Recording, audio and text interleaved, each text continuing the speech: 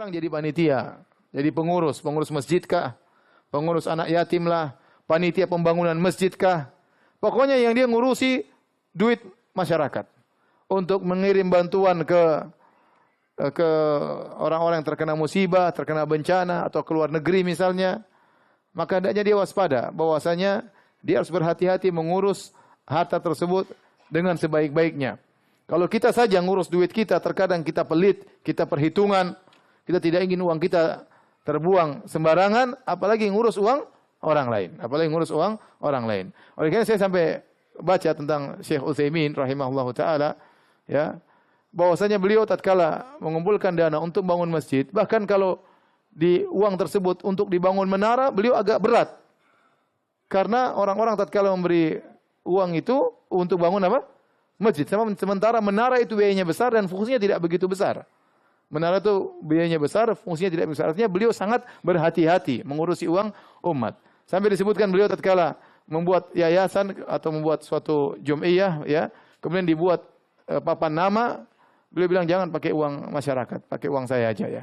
Beliau tidak memakai uang masyarakat karena masyarakat tentunya tidak membantu untuk buat masalah ini, buat papan nama ya.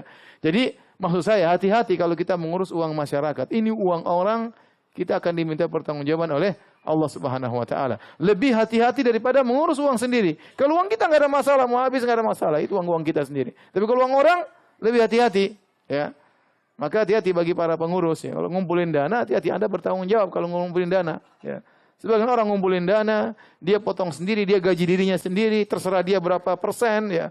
Hati-hati, ya. Demikian juga ngurus anak yatim, ya. Orang-orang kasihan melihat anak yatim, kasih dana kemudian dia makan sendiri hartanya. Ya, atau dia beri gaji anak yatim cuma dikasih 50%, 5% buat dia. Ini enggak benar. Innal ladzina ya'kuluna amwalal yatama dzulman innama ya'kuluna fi butunihim nara wa sayaslawna sa'ira. Kata dalam surat An-Nisa, sungguhnya orang-orang yang makan harta anak yatim dengan penuh kezaliman, sungguhnya mereka seperti makan masukkan bara api ke dalam perut mereka dan mereka akan masuk dalam neraka jahanam. Dia hati-hati tatkala mengolah dana masyarakat.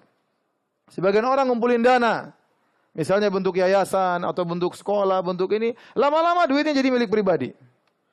Ya, kalau orang tahu itu bangun sekolah bukan untuk umat, untuk ente, mereka tidak akan bantu ente.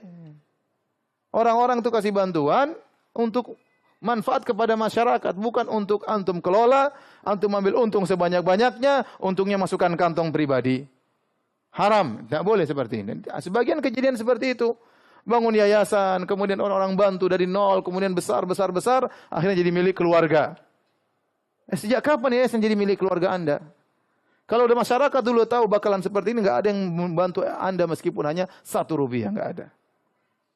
Maka bertakwalah kepada Allah, nasib Anda bahaya pada hari kiamat kelak. Makan tidak amanah, memakan uang titipan masyarakat yang harusnya buat umat, Anda gunakan untuk kantong pribadi.